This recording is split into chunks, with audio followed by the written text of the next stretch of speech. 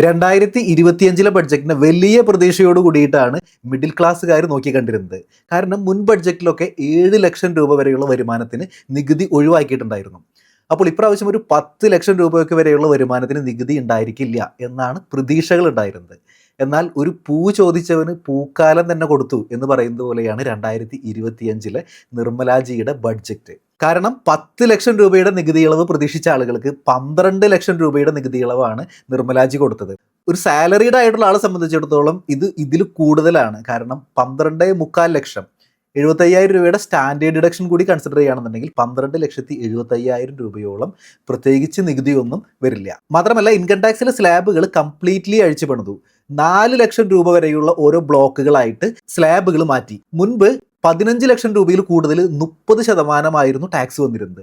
ഇപ്പോൾ അത് 24 ലക്ഷം രൂപയിൽ കൂടുതലാണ് 30% ടാക്സ് വരുന്നത്. മാത്രമല്ല പുതിയ ഒരു ടാക്സ് റേറ്റ് 25% എന്നുള്ളൊരു പുതിയൊരു ടാക്സ് റേറ്റ് കൂടി കൊണ്ടുവന്നു. മുൻപത്തെ സ്ലാബുകളുമായിട്ട് കമ്പയർ ചെയ്യുമ്പോൾ 12 ലക്ഷം രൂപ വരുമാനമുള്ള ഒരാൾക്ക് 80,000 രൂപയും 18 ലക്ഷം രൂപ വരുമാനമുള്ള ആൾക്ക് 70,000 രൂപയും 24 ലക്ഷം രൂപ വരുമാനമുള്ള ആൾക്ക് 1,10,000 രൂപയും ഇൻകം ടാക്സിൽ ലാഭം ലഭിക്കുന്നുണ്ട്. ഇൻകം ടാക്സുമായി ബന്ധപ്പെട്ട് മലയാളത്തിൽ ഏറ്റവും കൂടുതൽ വീഡിയോസ് ഉള്ളത് നമ്മുടെ ചാനലിലാണ്. അപ്പോൾ ചാനൽ ഇതുവരെ നിങ്ങൾ സബ്സ്ക്രൈബ് ചെയ്തിട്ടില്ലെങ്കിൽ തീർച്ചയായിട്ടും സബ്സ്ക്രൈബ് ചെയ്യുക. പലരുടെയും സംശയമാണ് 12 ലക്ഷം രൂപ വരെ ടാക്സ് ഇല്ലല്ലോ, പിന്നെ എന്തിനാണ് ഈ സ്ലാബ് നിരക്കുകൾ പറയുമ്പോൾ 4 ലക്ഷം മുതൽ 8 ലക്ഷം വരെ 5%, 8 ലക്ഷം മുതൽ 12 ലക്ഷം വരെ 10%, ഇങ്ങനെയുള്ള നികുതി നിരക്കുകൾ പറയുന്നത്?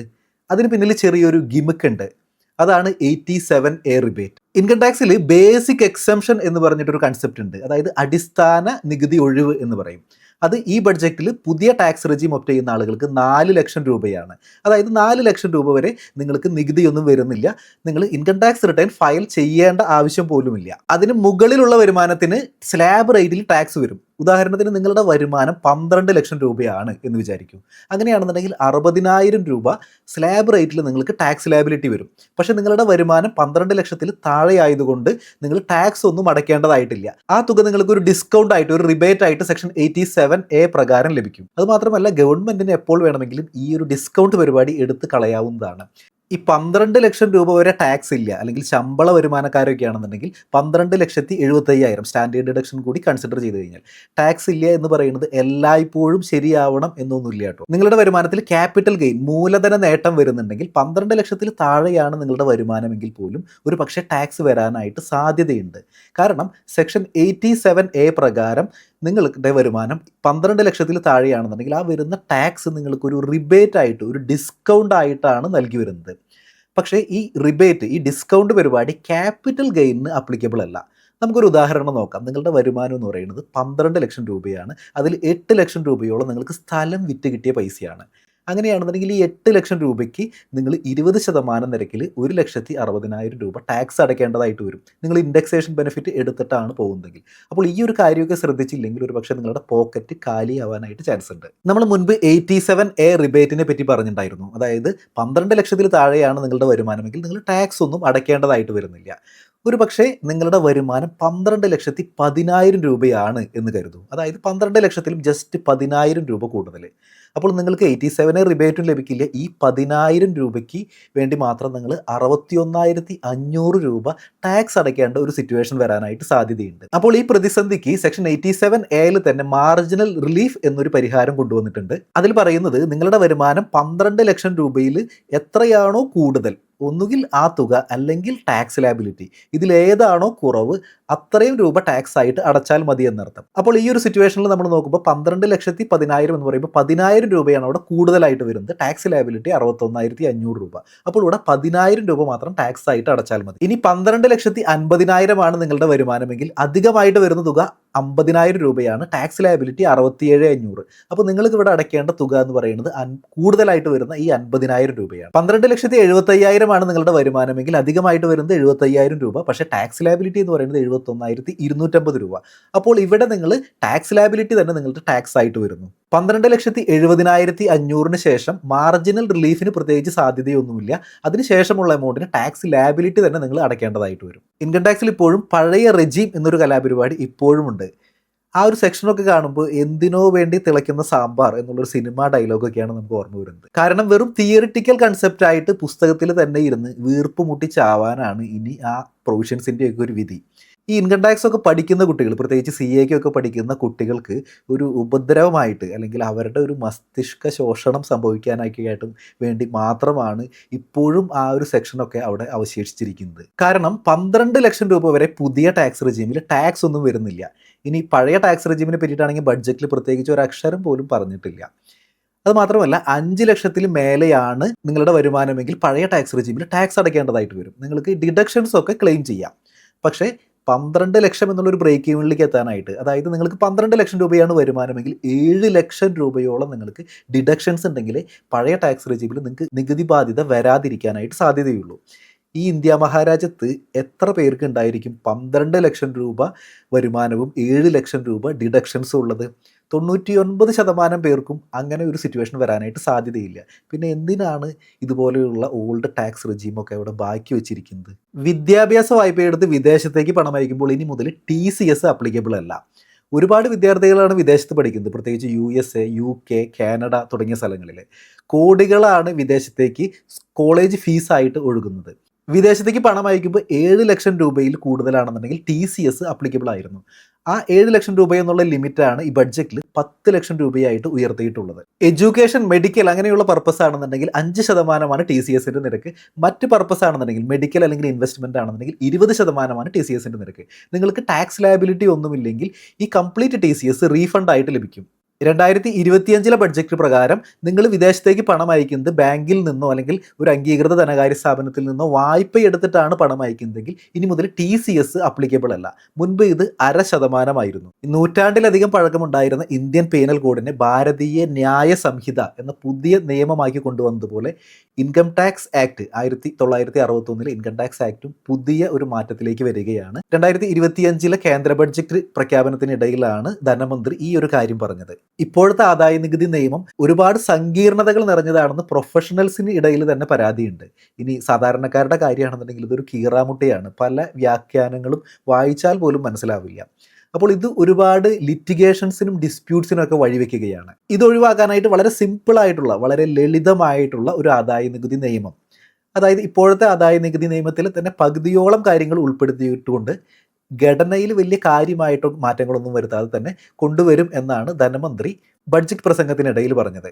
ഒരുപാട് ലിറ്റിഗേഷൻസും ഡിസ്പ്യൂട്ട്സും ഒക്കെ കുറയ്ക്കും എന്നുള്ളതാണ് ഈ പുതിയ ആദായ നികുതി നിയമത്തിന്റെ കാതൽ എന്ന് പറയുന്നത്. മുൻ വർഷങ്ങളിൽ ആദായ നികുതി റിട്ടേൺ നിങ്ങൾ ഫയൽ ചെയ്യാനായിട്ട് വിട്ടുപോയിട്ടുണ്ടെങ്കിൽ, അല്ലെങ്കിൽ നിങ്ങൾ ഓൾറെഡി ഫയൽ ചെയ്ത റിട്ടേണുകളിൽ എന്തെങ്കിലും മിസ്റ്റേക്കുകൾ പറ്റിയിട്ടുണ്ടെങ്കിൽ നിങ്ങൾക്കൊരു അപ്ഡേറ്റഡ് റിട്ടേൺ ഫയൽ ചെയ്യാനുള്ള അവസരം സെക്ഷൻ 139(8)(a) പ്രകാരം ലഭിക്കുന്നുണ്ട്. ഇത് മുൻ വർഷങ്ങളിലൊക്കെ 2 വർഷത്തേക്ക് മാത്രമാണ് ഇത് റെസ്ട്രിക്റ്റ് ചെയ്തിട്ടുണ്ടായിരുന്നത്. അതായത് നിങ്ങൾക്ക് ലാസ്റ്റ് 2 ഇയേഴ്സ് മാത്രമാണ് അപ്ഡേറ്റഡ് റിട്ടേൺ ഫയൽ ചെയ്യാനായിട്ട് പറ്റിയിരുന്നത്. ഇപ്പോൾ ഈ ബഡ്ജറ്റിൽ അത് മുൻപത്തെ 4 വർഷത്തേക്കായിട്ട് അത് കൂട്ടിയിട്ടുണ്ട്. പ്രത്യേകം ശ്രദ്ധിക്കേണ്ട കാര്യം, ഈ അപ്ഡേറ്റഡ് റിട്ടേൺ ഫയൽ ചെയ്ത് നിങ്ങളുടെ പഴയ റീഫണ്ട് ഒന്നും നിങ്ങൾക്ക് ലഭിക്കുകയില്ല. നിങ്ങൾക്ക് അങ്ങോട്ട് എന്തെങ്കിലും അടയ്ക്കാനുണ്ടെന്നുണ്ടെങ്കിൽ നിങ്ങൾക്ക് അങ്ങനെ ഫയൽ ചെയ്യാം. അതായത് ഒരു 1000 രൂപയെങ്കിലും മിനിമം നിങ്ങൾ ടാക്സ് ലയബിലിറ്റി ഉണ്ടായിരിക്കണം. അതല്ല അതിൽ കൂടുതലാണെന്നുണ്ടെങ്കിൽ പെനാൽറ്റിയും ഇൻട്രസ്റ്റും ഒക്കെ അടക്കം ഒരുപാട് പൈസ അങ്ങോട്ട് അടയ്ക്കേണ്ടതായിട്ട് വരും. എന്ത് തന്നെയായാലും ഈ ബാങ്ക് ലോണുകളൊക്കെ എടുക്കുന്ന ആളുകൾക്ക് വളരെ യൂസ്ഫുൾ ആയിട്ടുള്ള ഒരു പ്രൊവിഷനാണിത്. ഈ സെക്ഷൻ 12AB പ്രകാരം രജിസ്റ്റർ ചെയ്തിട്ടുള്ള ട്രസ്റ്റുകളുടെ രജിസ്ട്രേഷന്റെ കാലാവധി എന്ന് പറയുന്നത് 5 വർഷമാണ്. ഈ ബഡ്ജറ്റിൽ അത് ചെറുകിട ട്രസ്റ്റുകളാണെന്നുണ്ടെങ്കിൽ, അതായത് ട്രസ്റ്റിൻ്റെ വരുമാനം 5 കോടിയിൽ താഴെയാണെന്നുണ്ടെങ്കിൽ ആ 5 വർഷത്തെ പീരീഡ് എന്നുള്ളത് 10 വർഷമാക്കിയിട്ട് എൻഹാൻസ് ചെയ്തിട്ടുണ്ട്. നിങ്ങൾക്ക് കമ്പനികളിൽ നിന്ന് അല്ലെങ്കിൽ മ്യൂച്വൽ ഫണ്ടുകളിൽ നിന്നൊക്കെ ലാഭവിഹിതം ലഭിക്കുന്നുണ്ടെങ്കിൽ സെക്ഷൻ 194 അല്ലെങ്കിൽ 194K പ്രകാരം TDS അപ്ലിക്കബിൾ ആയിരുന്നു. 5000 രൂപയായിരുന്നു അതിൻ്റെ ലിമിറ്റ് വന്നിരുന്നത്. അപ്പോൾ ഈ ബഡ്ജറ്റിൽ ആ ലിമിറ്റ് 10,000 രൂപയാക്കിയിട്ട് ഉയർത്തിയിട്ടുണ്ട്. ഇനി നിങ്ങൾക്ക് 10,000 രൂപയിൽ കൂടുതൽ ഡിവിഡൻഡ് ഇൻകം ഉണ്ടെങ്കിൽ പോലും നിങ്ങൾക്ക് TDS അപ്ലിക്കബിലിറ്റി വരാതെ തന്നെ നോക്കാവുന്നതാണ്. അതായത് നിങ്ങൾ ഫോം നമ്പർ 15G, നിങ്ങൾ ഒരു സാധാരണ സിറ്റിസൺ ആണെന്നുണ്ടെങ്കിൽ അല്ലെങ്കിൽ നിങ്ങൾ സീനിയർ സിറ്റിസൺ ആണെന്നുണ്ടെങ്കിൽ ഫോം നമ്പർ 15H എന്നുള്ളൊരു ഡിക്ലറേഷൻ ഫോം കമ്പനിയിലേക്ക് ഫയൽ ചെയ്തുകൊണ്ട് ആ ഫോമിൽ വരുന്നത് നിങ്ങൾക്ക് നിങ്ങളുടെ ടാക്സബിൾ ഇൻകം എന്ന് പറയുന്നത് ലിമിറ്റിന് താഴെയാണ്, അതുകൊണ്ട് ടാക്സ് ലയബിലിറ്റി വരുന്നില്ല എന്ന് കാണിച്ചുകൊണ്ടുള്ളൊരു ഡിക്ലറേഷനാണ്. ആ ഒരു ഡിക്ലറേഷൻ ഫോം നിങ്ങൾക്ക് കമ്പനിയിലേക്ക് ഫയൽ ചെയ്തുകൊണ്ട് നിങ്ങൾക്ക് TDSൽ നിന്നും ഒഴിവാവുന്നതാണ്. ഈ ബഡ്ജറ്റിൽ സെക്ഷൻ 194A ഒരു അമെൻമെൻറ്റ് കൊണ്ടുവന്നിട്ടുണ്ട്. ഈ സീനിയർ സിറ്റിസൺസിന് ടാക്സ് പിടിക്കുന്ന പരിധി എന്ന് പറയുന്നത് 50,000 രൂപയായിരുന്നു. അത് 1 ലക്ഷം രൂപയാക്കിയിട്ട് ഉയർത്തിയിട്ടുണ്ട്. ഇനി സാധാരണ ആളുകൾക്ക് അതിൻ്റെ പരിധി എന്ന് പറയുന്നത് 40,000 രൂപയായിരുന്നു. അത് 50,000 രൂപയാക്കിയിട്ട് ഉയർത്തിയിട്ടുണ്ട്. ഇത് ബാങ്കുകൾ അല്ലെങ്കിൽ പോസ്റ്റ് ഓഫീസ് അല്ലെങ്കിൽ കോപ്പറേറ്റീവ് ബാങ്ക് ഈ സ്ഥാപനങ്ങളിലൊക്കെയാണ് നിങ്ങൾക്ക് ഡെപ്പോസിറ്റ് എന്നുണ്ടെങ്കിൽ മാത്രമാണ് ഈ ഒരു പരിധി, അതായത് 50,000 എന്നുള്ള 1,00,000ലേക്ക് മാറ്റിയ പരിധി അല്ലെങ്കിൽ 40,000 50,000 ആക്കിയ എൻഹാൻസ് ചെയ്ത പരിധി അപ്ലിക്കബിൾ ആവുന്നത്. ഇനി മറ്റ് സ്ഥാപനങ്ങളിലാണ് നിങ്ങൾക്ക് ഡെപ്പോസിറ്റ് ഉള്ളതെങ്കിൽ, അതായത് NBFCകളിലോ കുറി കമ്പനികളിലോ നിധി കമ്പനികളിലോ ഒക്കെയാണ് നിങ്ങൾക്ക് ഡെപ്പോസിറ്റ് ഉള്ളതെങ്കിൽ TDSന്റെ പരിധി 5,000 രൂപയായിരുന്നു. അത് ഈ ബഡ്ജറ്റിൽ 10,000 രൂപയാക്കിയിട്ട് എൻഹാൻസ് ചെയ്തിട്ടുണ്ട്. നിങ്ങളുടെ വരുമാനം ടാക്സബിൾ ലിമിറ്റിന് താഴെയാണെന്നുണ്ടെങ്കിൽ ഫോം നമ്പർ 15G അല്ലെങ്കിൽ 15H സമർപ്പിച്ചുകൊണ്ട് നിങ്ങൾക്ക് TDS പ്രൊവിഷൻസിൽ നിന്നും ഒഴിവാവുന്നതാണ്. Lottery, crossword puzzles, horse race ഇങ്ങനെയുള്ള ട്രാൻസാക്ഷൻസിൽ നിന്നൊക്കെ നിങ്ങൾക്ക് വരുമാനം ലഭിക്കുകയാണെന്നുണ്ടെങ്കിൽ 30% TDS അപ്ലിക്കബിൾ ആണ്. ഒരു വർഷം 10,000 രൂപയായിരുന്നു അതിൻ്റെ ലിമിറ്റ് വന്നിരുന്നത്. അതായത് ഒരു അഗ്രിഗേറ്റ് ലിമിറ്റ് ആയിരുന്നു ഉണ്ടായിരുന്നത്. അതായത് നിങ്ങൾക്ക് ഒരു വർഷം മൊത്തം 10,000 രൂപയിൽ കൂടുതൽ ഇങ്ങനെ ഇടപാടുകൾ ഉണ്ടെന്നുണ്ടെങ്കിൽ TDS അപ്ലിക്കബിൾ ആവും. ഉദാഹരണത്തിന് നിങ്ങൾക്ക് 5,000 രൂപ വെച്ച് 3 പ്രാവശ്യം ലോട്ടറി അടിച്ചു എന്ന് കരുതൂ. അങ്ങനെയാണെന്നുണ്ടെങ്കിൽ ഇവിടെ ഈ സെക്ഷൻ അപ്ലിക്കബിൾ ആണ്. നിങ്ങൾക്ക് TDSൻ്റെ പരിധിയിൽ നിങ്ങൾ വരും. അപ്പോൾ ഈ ഒരു ലിമിറ്റ് അഗ്രിഗേറ്റ് ട്രാൻസാക്ഷൻ എന്നുള്ളതിൽ നിന്നും ഒരു സിംഗിൾ ട്രാൻസാക്ഷനായിട്ട് ഈ ബഡ്ജറ്റിൽ എൻഹാൻസ് ചെയ്തിട്ടുണ്ട്. അതായത് 10,000 രൂപയിൽ കൂടുതൽ ഓരോ ട്രാൻസാക്ഷനും വന്നാൽ മാത്രമാണ് TDS അപ്ലിക്കബിലിറ്റി ഇനി ഉണ്ടായിരിക്കുകയുള്ളൂ. മറ്റൊരു കാര്യം പ്രത്യേകം പറയാനുള്ളത്, നമ്മൾ നേരത്തെ പറഞ്ഞിരുന്നത് പോലെ ഫോം നമ്പർ 15G അല്ലെങ്കിൽ 15H ഒക്കെ വെച്ചിട്ട് TDS പിടിക്കുന്നതിൽ നിന്നും നിങ്ങൾക്ക് ഒഴിവാവാനൊന്നും ഈ സെക്ഷൻ പ്രകാരം പറ്റില്ല. അതായത് ഇവിടെ TDS എന്ന് പറയുന്നത് മാൻഡേറ്ററി ആണ്. സെക്ഷൻ 194D, 194G, 194H പ്രകാരം ഇൻഷുറൻസ് ഏജൻസിനുള്ള കമ്മീഷൻ, ബ്രോക്കറേജ്, മറ്റ് കമ്മീഷനുകൾ അല്ലെങ്കിൽ ലോട്ടറി ഏജൻസിനുള്ള കമ്മീഷൻ ഇതിനുള്ള TDSൻ്റെ പരിധി എന്ന് പറയുന്നത് 15,000 രൂപയായിരുന്നു. നമ്മുടെ ഈ ബഡ്ജറ്റിൽ അത് 20,000 രൂപയായിട്ട് എൻഹാൻസ് ചെയ്തിട്ടുണ്ട്. ഈ വാടക വരുമാനമൊക്കെ ഉള്ള ആളുകൾക്ക് ഈ ബഡ്ജറ്റിൽ ശരിക്കും ലോട്ടറി അടിച്ചു എന്ന് തന്നെ വേണമെങ്കിൽ പറയാം. കാരണം അവർക്ക് കയ്യിൽ കിട്ടുന്ന ഇൻകം, ഡിസ്പോസിബിൾ ഇൻകം ശരിക്കും കൂടി. വാടക വരുമാനത്തിന് ഇതുവരെ TDS അപ്ലിക്കബിലിറ്റി ഉണ്ടായിരുന്നത് മന്ത്ലി 20,000 രൂപയ്ക്ക് മുകളിലായിരുന്നു. അതായത് ഒരു വർഷം 2,40,000 രൂപയ്ക്ക് മുകളിലാണെന്നുണ്ടെങ്കിൽ TDS അപ്ലിക്കബിൾ ആണ്. ആ ഒരു ലിമിറ്റാണ് 2.5 ഇരട്ടിയോളം എൻഹാൻസ് ചെയ്തത്. അതായത് ഇനി മുതൽ മാസം 50,000 രൂപയിൽ കൂടുതൽ വാടക ലഭിക്കുന്നുണ്ടെങ്കിൽ TDS അപ്ലിക്കബിലിറ്റി ഉണ്ടായിരിക്കുകയുള്ളൂ. അതായത് ഒരു വർഷം 6 ലക്ഷം രൂപയിൽ കൂടുതലാണെങ്കിൽ മാത്രം. ഇതിൻ്റെ അപ്ലിക്കബിലിറ്റി വരുന്നത് ഈ വാടക കൊടുക്കുന്ന ആള് ഒരു കമ്പനിയോ അല്ലെങ്കിൽ ഫേമോ അല്ലെങ്കിൽ ടാക്സ് ഓഡിറ്റിൻ്റെ പരിധിയിൽ വരുന്ന ആളാണെന്നുണ്ടെങ്കിലാണ് ഈ പ്രൊവിഷൻസ് ഒക്കെ അപ്ലിക്കബിൾ ആവുന്നത്. നിങ്ങളൊരു ചാർട്ടേഡ് അക്കൗണ്ടന്റിനോ കോസ്റ്റ് അക്കൗണ്ടന്റിനോ കമ്പനി സെക്രട്ടറിക്കോ അല്ലെങ്കിൽ ഒരു കമ്പനി തന്നെ അവരുടെ ഡയറക്ടേഴ്സിനോ അല്ലെങ്കിൽ എന്തെങ്കിലും ഒരു ടെക്നിക്കൽ സർവീസസിനോ അല്ലെങ്കിൽ മറ്റ് പ്രൊഫഷണൽ സർവീസസിനോ ഒക്കെ പേയ്മെൻറ്റ് കൊടുക്കുന്ന സമയത്ത് TDS അപ്ലിക്കബിൾ ആയിരുന്നു. 10% ആണ് TDSൻ്റെ റേറ്റ് വരുന്നത്. അത് 30,000 രൂപയായിരുന്നു അതിൻ്റെ സീലിംഗ് ലിമിറ്റ് വന്നിട്ടുണ്ടായിരുന്നത്. അപ്പോൾ ഈ ബഡ്ജറ്റിൽ ആ 30,000 രൂപ എന്നുള്ള ആ സീലിംഗ് ലിമിറ്റ് 50,000 രൂപയാക്കിയിട്ട് എൻഹാൻസ് ചെയ്തിട്ടുണ്ട്. സെയിൽ ഓഫ് ഗുഡ്സുമായി ബന്ധപ്പെട്ട് 50 ലക്ഷം രൂപയിൽ കൂടുതലുള്ള ഇടപാടുകളാണെന്നുണ്ടെങ്കിൽ 194Q പ്രകാരം TDSഉം അതുപോലെ തന്നെ 206C 1H പ്രകാരം TCSഉം അപ്ലിക്കബിൾ ആയിരുന്നു. ഇതൊരു ഐദർ ഓർ എന്നുള്ളൊരു കലാപരിപാടിയിലായിരുന്നു ഇതിൻ്റെ ഒരു അപ്ലിക്കബിലിറ്റി ഉണ്ടായിരുന്നത്. പക്ഷേ ഇത് പലപ്പോഴും ഒരു ഓവർലാപ്പിംഗ്, ഒരു കൺഫ്യൂഷൻസ് ഉണ്ടാക്കിയിട്ടുണ്ടായിരുന്നു. അപ്പോൾ ഈ ബഡ്ജറ്റിൽ ഈ TCSൻ്റെ പ്രൊവിഷൻ എടുത്തു കളഞ്ഞിട്ടുണ്ട്. അതൊരു നല്ല ഒരു മൂവ്മെൻ്റ് ആണത്. ഇനി മുതൽ ക്രിപ്റ്റോ ഇടപാടുകളെല്ലാം ഇൻകം ടാക്സിൻ്റെ വലയിലേക്ക് വരാനായിട്ട് പോവുകയാണ്. ഇൻകം ടാക്സ് ഡിപ്പാർട്ട്മെൻറ്റ് നിങ്ങളെപ്പറ്റി ഒരുപാട് ഇൻഫർമേഷൻസ് പല സോഴ്സുകളിൽ നിന്നും കളക്ട് ചെയ്യുന്നുണ്ട്. ഉദാഹരണത്തിന് ബാങ്കുകൾ, ചിട്ടി കമ്പനികൾ, നിധി കമ്പനികൾ അല്ലെങ്കിൽ ക്രെഡിറ്റ് കാർഡ് കമ്പനികൾ, NBFCകൾ ഇങ്ങനെ ഒരുപാട് സ്ഥലത്തു നിന്ന് ഡിപ്പാർട്ട്മെൻറ്റ് ഇൻഫർമേഷൻസ് കളക്ട് ചെയ്യുന്നുണ്ട്. ഒരു പ്രത്യേക ട്രാൻസാക്ഷൻ ലിമിറ്റ് കഴിഞ്ഞ് കഴിഞ്ഞാൽ നിങ്ങൾ നടത്തിയിട്ടുള്ള ഇടപാടുകളൊക്കെ ഇതുപോലെയുള്ള റിപ്പോർട്ടിംഗ് എൻറ്റിറ്റികൾ ഇൻകം ടാക്സ് ഡിപ്പാർട്ട്മെൻറ്റിന് ഷെയർ ചെയ്യേണ്ടതായിട്ടുണ്ട്. ഉദാഹരണത്തിന് നിങ്ങളൊരു റിയൽ എസ്റ്റേറ്റ് ട്രാൻസാക്ഷൻ നടത്തി എന്ന് കരുതൂ. അപ്പോൾ നിങ്ങളുടെ സബ് രജിസ്ട്രാർ ഓഫീസിൽ നിന്ന് 30 ലക്ഷം രൂപയിൽ കൂടുതലാണ് ആ ട്രാൻസാക്ഷൻ എന്നുണ്ടെങ്കിൽ അത് ഇൻകം ടാക്സ് ഡിപ്പാർട്ട്മെൻറ്റിന് ആ ഒരു ഇൻഫർമേഷൻ കൈമാറും. ഈ ബഡ്ജറ്റിൽ കൊണ്ടുവന്ന പുതിയ ഒരു സെക്ഷൻ പ്രകാരം 285BAA1 എന്നുള്ളൊരു സെക്ഷൻ പ്രകാരം ക്രിപ്റ്റോ ഇടപാടുകളെയും കൂടി ഇങ്ങനെയുള്ളൊരു ട്രാൻസാക്ഷനിലേക്ക് ഉൾപ്പെടുത്തിയിട്ടുണ്ട്.